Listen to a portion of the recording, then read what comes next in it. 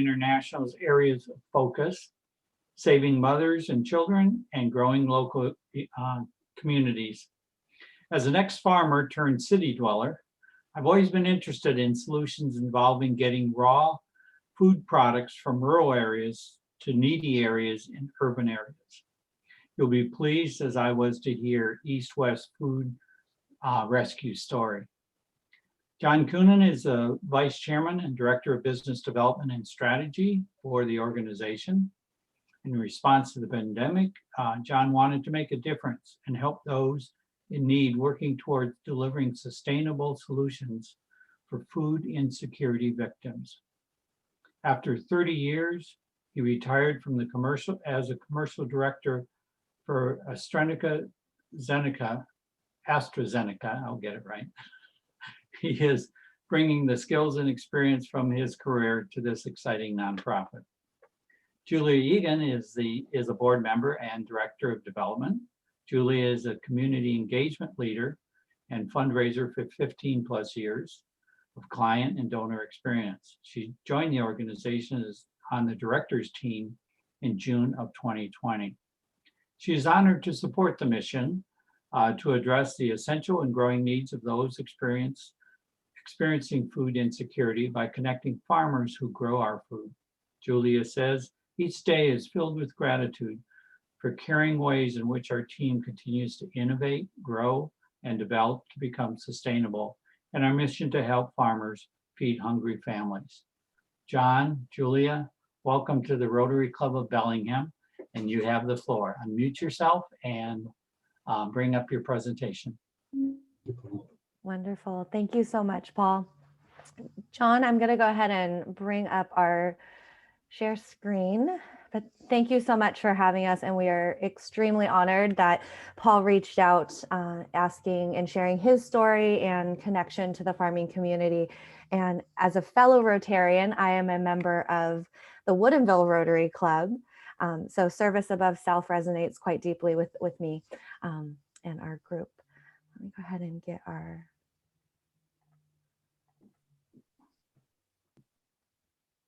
It's up, Julia. Perfect. So welcome. Our mission is supporting farmers and caringly feeding our neighbors in need. Thank you, Paul, for the introduction. Wanted to start with a brief description of our board of directors. We are a 100% volunteer-based organization and nonprofit. And that being said, we have moved millions and millions of food because of the direction and support of our leadership team, but more importantly of our volunteers. This gives you a small idea of our 15 plus main volunteer hub, from our health and safety advisors to social media. Especially a lot of this has been possible with fundraising efforts and communications because of social media. I think the power of how far that reach can go has made it possible for us to connect with members across the Pacific Northwest and beyond.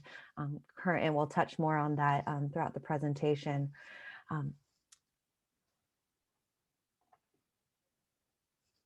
John, go ahead. Sure. And Paul, again, thank you for having me, and Julia, and thank you for that introduction. Apologize for the light in the background here, in case the screen's coming in a little funny. But one of the things I think we want to start with is around the need. And, you know, one of the reasons why you may have asked us to join the call is the concern about the high level of food insecurity in America. It was even before the pandemic, but today.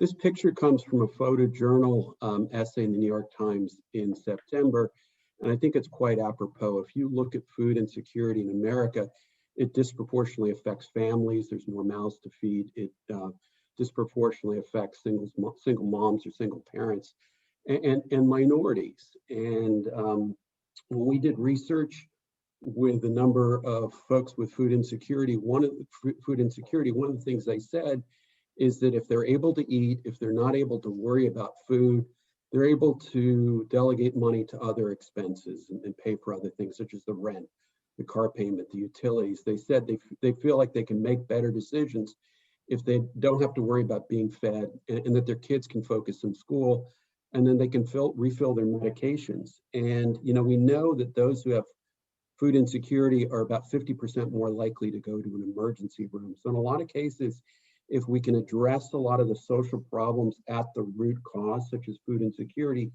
we can avoid a lot of other downstream consequences.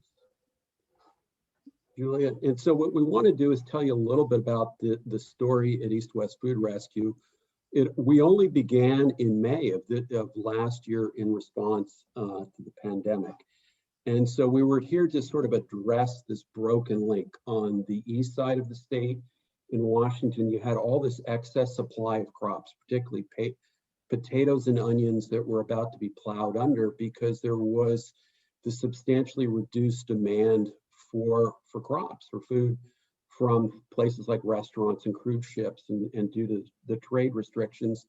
And at the same time, we had this growing level of food insecurity. And so we started as a grassroots volunteer organization, and today we are still all volunteer, really to address this oversupply of crops from that would otherwise be destroyed, and to feed those in the result of the pandemic.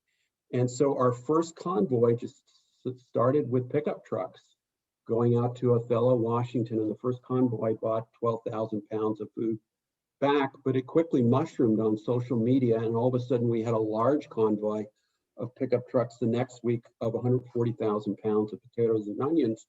And we would bring this back to a field in Woodinville, but at the end of each week, that food was gone. It was picked up by all sorts of food organizations. And if you can see on the right-hand side, food insecurity through 2020 was substantially increasing. Before the pandemic, 1 out of 4 Americans really were considered hungry because they did not have enough money to pay for food at the end of the week. And it increased to about, the numbers are very hard to follow, because it keeps changing, but it's about 20 to 27%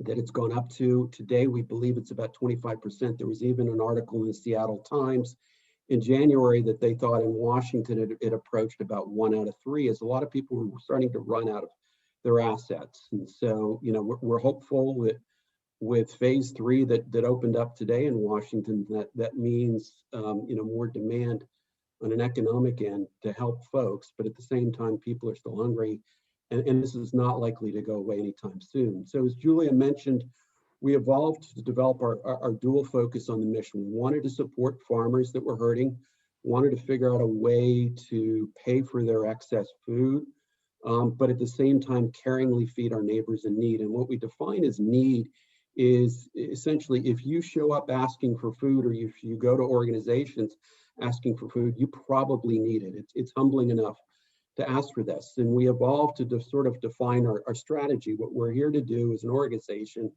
is that we acquire surplus food, predominantly from farmers. So it's fresh, nutritious food. We work on the transportation and organizing that, and making sure that the rescued food is given to those with food insecurity for free. And by the end of the year, we had to scratch our heads because we couldn't believe how much food we moved, but we moved 35 million plus pounds. That translates to 28 million meals, and it touched about 2.8 million people. And I think this just goes to show you how many hungry folks that were there. And thank you, Paul, for that round of applause. And so we'll show you some pictures, because I think this was in the early days. You can see this was sort of the potato silos, and a lot of farmers wanted to move this out so they could move in some of the new crops. And this was probably about the 3rd or 4th week. You see these dump trucks that normally might pick up salt, but instead they were picking up potatoes, and they were dumping them in the fields in Woodinville. And then we would have teams of volunteers, very much in the early days. We had about 650 different volunteers, either as convoy drivers or coming in to pack these loose potatoes and the onions. That's me and my wife in the bottom left-hand corner at one of the potato piles as we're getting ready to bag the potatoes. And this is one of our founders, George Ahern. And if you go on to the next slide, this is sort of how it evolved, because we kept getting bigger and bigger during the year as the year went on. and still operated in an outside field for our primary distribution site. And so it got bigger with trucks and mud, as you can see in the bottom right-hand corner. This is when we picked up 8,000 turkeys to deliver throughout Washington. And this is our winter squash. And we would also do gleaning events to get things like blueberries and bring teams in. And then just a quick call out for the impact of how Rotary members can get involved is going back to that first slide with the fields of the potatoes is a lot of the capacity that we could do. And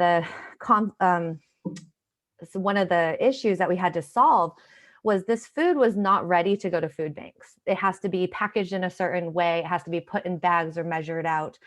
You can't just drop off at a site like Food Lifeline Open Crops.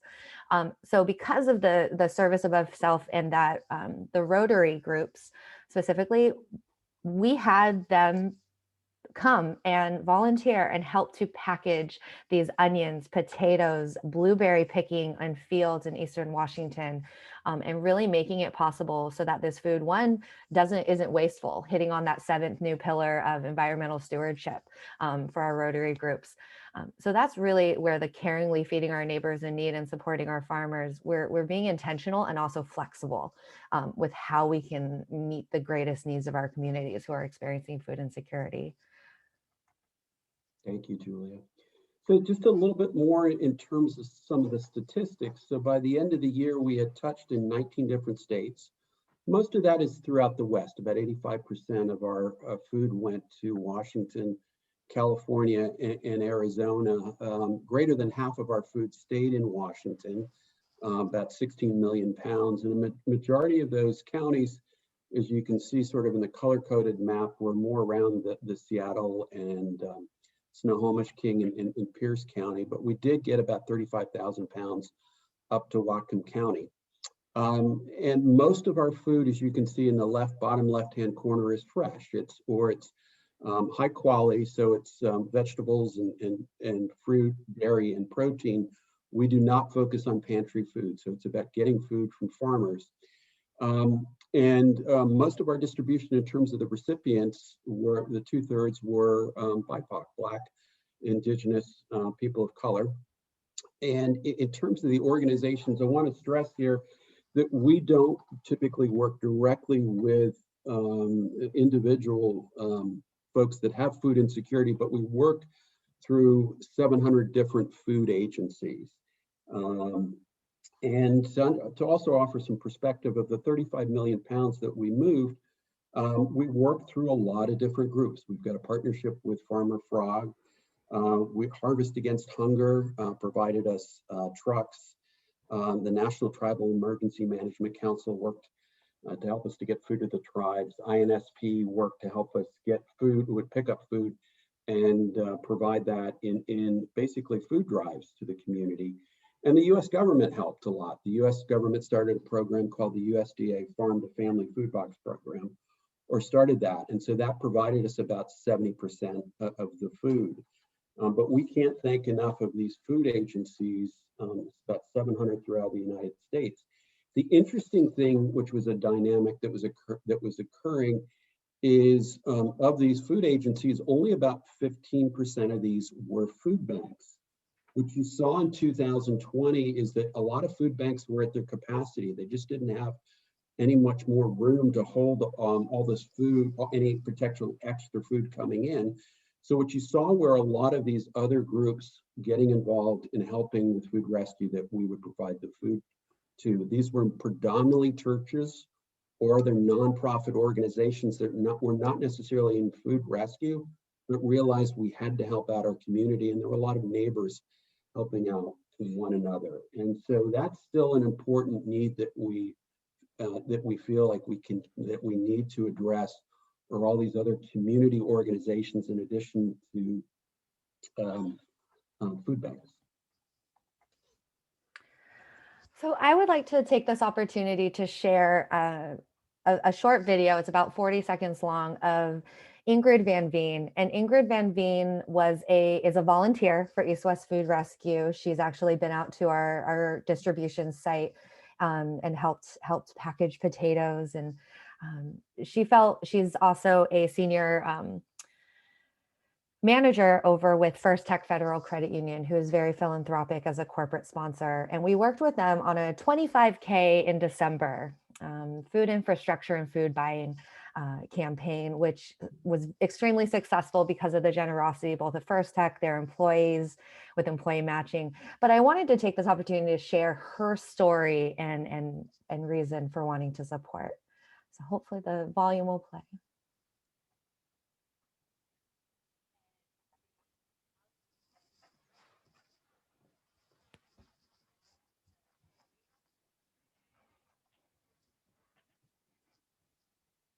Julia, the volume isn't coming through. Is the volume not working? No. Oh. You might have to reshare and click the button that says share computer audio. I was afraid of that. So I hit share screen, share sound. There you go. Thank you so much.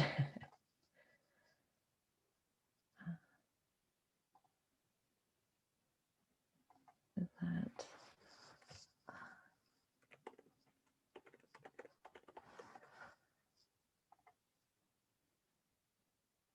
Oh gosh. And if this does not work, then I will just defer. Yeah. All right. My apologies. I'm going to go ahead and just move through it.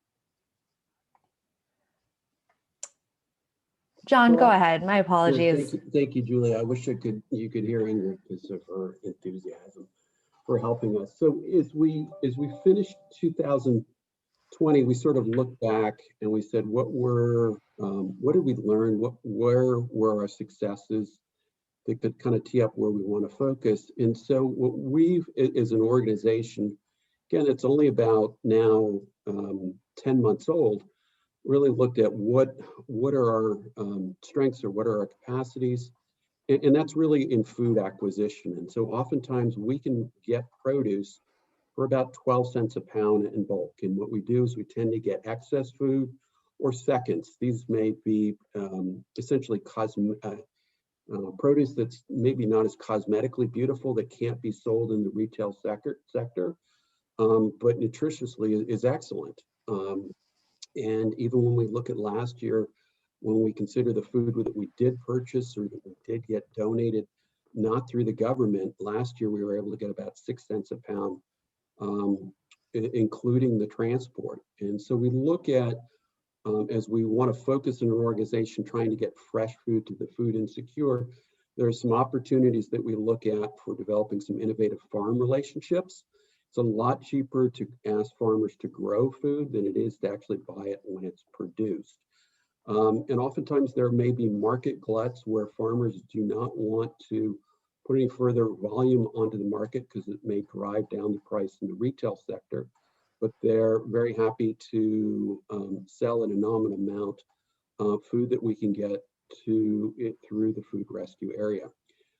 There's also what we call the bent asparagus syndrome. Certain products just are not necessarily grown because they don't necessarily look cosmetically beautiful like bent asparagus, but they're great they're extremely nutritious and important to get out. And so that's where we're sort of focusing as an organization. And we have a lot of partnerships that we work through, such as Harvest Against Hunger, Emergency Food Network down in Pierce County that helps us with the distribution, the Muckleshoot tribe. And what we've really looked at is we have a large Washington footprint. Last year, we had a very compelling story. We were in the media quite a bit with USA Today, with ABC World News Tonight, and CNN. And we have very low overhead because we're all volunteer, and we're all virtual.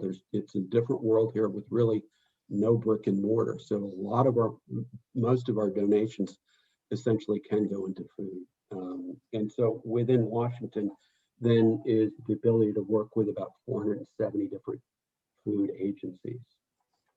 And so for 2021, this is kind of where we're headed. We're diversifying our food distribution system. Our main food distribution partner we've actually had to pause with because they're in a legal dispute with the county. And so what we're doing is in the process of diversifying our distribution to a lot of other different groups. And so we felt as important as a volunteer organization is to focus on that 20% of our operations or efforts that can drive about 80% of the outcome. And so keeping focused on our food acquisition strengths and our innovative farmer collaborations, we've made a decision to stay out of the USDA food box program because many other agencies can access that, and instead focusing on fresh farm food and keeping a geographic focus in Washington. And so right now we're embarking on a monthly purchase plan of providing about a third of 1 million pounds each month in the short term. But the whole sort of food rescue distribution industry, if you will, sort of turned up on its head with demand doubling and oftentimes supply wavering. And so what we feel like we need to do is just to be very flexible and nimble. And we can do that oftentimes by being a volunteer organization and not having brick and mortar. And so one of the things we're doing is, again, looking at some new distributions. This is last week one. If you've ever been curious what 13,000 pounds of radishes look like, that's 13,000 pounds of radishes that we've delivered through the Emergency Food Network. And John, I just want to do a quick time check on us to make sure we have at least 5 minutes or so to get any questions. Is that okay if we? Yeah, you're good. Okay, perfect. I think we're ready to go to the next slide, and I'll turn that over to you, Julia. Yeah, I mean, I'll run through this slide pretty quickly. Obviously, you're fellow Rotarians, and service above self is our motto and North Star. This is an example of a food donation wish list. A lot of these, any monetary donations that are able to come through, whether it's through an employee matching program or a gift of $5, every gift goes towards supporting farm fresh items as well as supporting families in need. We want to find out as well Whatcom County Food Bank needs. We have the capacity now to be able to deliver fresh produce. So we are seeking collaborations for food delivery. So I know, Paul, we've kind of chatted a bit about what that would look like for the Bellingham Food Bank or other areas and food bank programs in the Whatcom County area. So please, we'll put our information at the end here. And then we would love for you to join our team as a volunteer. We have a huge essential skill sets right now that are being met, but the network of volunteers can always expand, especially in this virtual space until we're able to do in-person events.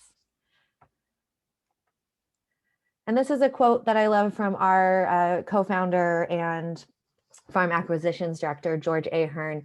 I have seen minutes of effort move thousands and thousands of pounds of food. Just figure out what you are passionate about and what you could get involved in. And it's just, this is actually our Rotary Club and past mayor of Woodinville, Elaine Cook, there at the very top of the screen.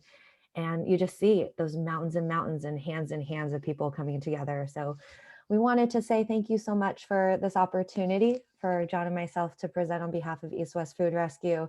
That's one of our large trucks getting ready to take a drive. And thank you so much, but we'd love to, I can stop my screen share so I can see everyone and we can take any questions that may have come through for either John and myself. Remember to unmute and go ahead and ask. This is John Dunn. Obviously, this started here locally in Washington. Where are you based? Really in the Redmond-Woodinville area. Yeah, that's kind of what I thought. You were down towards Seattle somewhere. And the second question is, has this expanded to a national organization? I mean, it seems like the distribution has become national, but I'm not sure how that ties in with other food rescue programs around the country. So John, I'll go back, Julie, that? I don't know if you can, well, we often can go back to that slide of all the states. So about half, John, about half of our distribution is in Washington state. We did about 16 million. And then we expanded out of state because of an opportunity through the USDA food box program. And so what happened is you had a number of vendors that would be assigned to this program that were really good at providing food or actually getting food from farmers or trucks, but they did not have any relationships with food banks or other local food rescue groups. And so what we did is we helped facilitate that really in about 16 other states, predominantly through the West. As we look to the USDA food box program coming to an end, what we said is we really need to focus in our core area in Washington. So I would anticipate where we would probably want focuses in Washington and Oregon. But that's also to be said, we've had through the social media feeds, many requests from about at least 3 to 5 different either community groups or organizations reach out and say, we want to duplicate and replicate your model. Can we talk to your leadership team to find out how are the logistics? How did you partner? What made this possible? So we could lay that groundwork and say what was successful for us and help them get that up and running in their particular area. So I think that's another strength of EastWest Food Rescue, is being able to relay that information of what's worked and what hasn't worked, because sometimes what doesn't work is even more priceless than what did work, to be able to share. Thank you. I had a question. Your organization started during the pandemic when restaurants and cruise ships and resorts shut down, and so there was much decreased demand for food. When those facilities start opening back up, do you see yourself getting phased out, or as the amount of excess food diminishes, how are you going to deal with that? Do you want to touch on as well the estimated what farmers are underplanting, that percentage as well through the food pipeline? John, you're muted. Can you hear me now? Yes. Yeah. So Steve, we were worried about that as well. And so we were hearing last summer and fall that farmers were looking at planting about 40% less than they had been before. So that was part of a problem.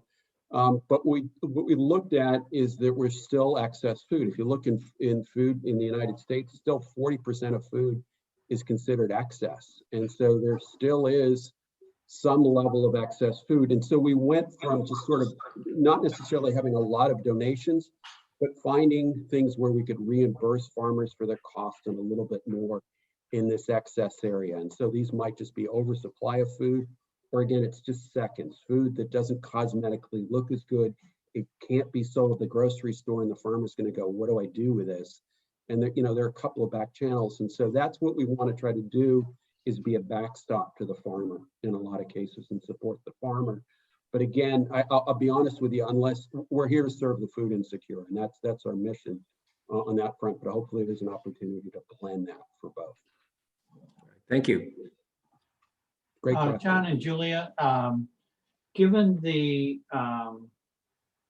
increase you've done for the insecure people in the state of Washington, what's your rough estimate as to what remains as the unmet need in our state? And what does that mean to your organization in terms of percentage of scaling up? Yeah, I mean, in terms of I can speak to the development side real quickly. The needs are constantly being pivoted. I think the fact that even the government system is not having an end date to the farm to family food box plan as of yet. We don't know what the scale and the impacts of the underplanting and crops production from the farm communities, how that's going to play out when full phases are reopened. For us, we're just trying to stay very intentional and knowing how we can make an impact to those that we are currently serving. I mean, 470 plus food banks and organizations, we have to make sure that we can at least provide there first, and then continue to see, can we, one, be sustainable, and two, what is our bandwidth to do something well? The fear is if we take on too much and try to distribute across the country, even though we are currently working with like 19 states to distribute the food, we want to stay true and humble to our core area, and that's the Pacific Northwest. John, anything to add? Well, you answered that well. I have a quick question. Is there is the model here that when you go to procure food from the farmers, that you have to find the money to buy that from them, or do organizations like the food banks come to you with money to do that? I mean, how do you Yeah. repay the farmers for this? So a lot of this is fundraising and grants that we have the money to buy. And so, we advertise that we can probably buy food at about 25 cents a pound, but in a lot of cases, through finding different distribution systems and through buying excess, we can get that Mhm. even a lot lower. And so a lot of this is just purchases through Yeah. donations. We do And being not able to ask. be responsive as well. So our distribution farm acquisitions team will get like a week notice of, we have this crop that can come be picked up, or we are processing for this. We just had the radishes, for example. And because we can be responsive quickly, that has helped not only the farmers to not waste their food, but have some sort of compensation for their product. And that helps their livelihood. And we don't accept money from food banks. No, we've worked with different church organizations where they will fundraise to purchase like turkeys, for example. We did have some groups who would do their own fundraising to then support the, $60,000 that we were looking to be able to provide turkeys for various school groups, church groups, and individuals through the holiday season. So if I understood right, you said if they come to you with money that you don't accept that, like a food bank? They don't. Food banks do not need to give us money. Yeah, Okay. Very impressive, by the way. Thank you. thank you. Okay, Paul, we need to bring it to a close. I want to thank our speakers. Excellent program. Thank you all. And I did drop in the chat, John, and my emails. Please ping us. It's been a real pleasure, and just continue. I've learned so many great things about your Rotary group. I can't wait. Can't wait to take back some of your ideas to my Rotary Club. Okay, great. Well, thank you very much. Thank you both.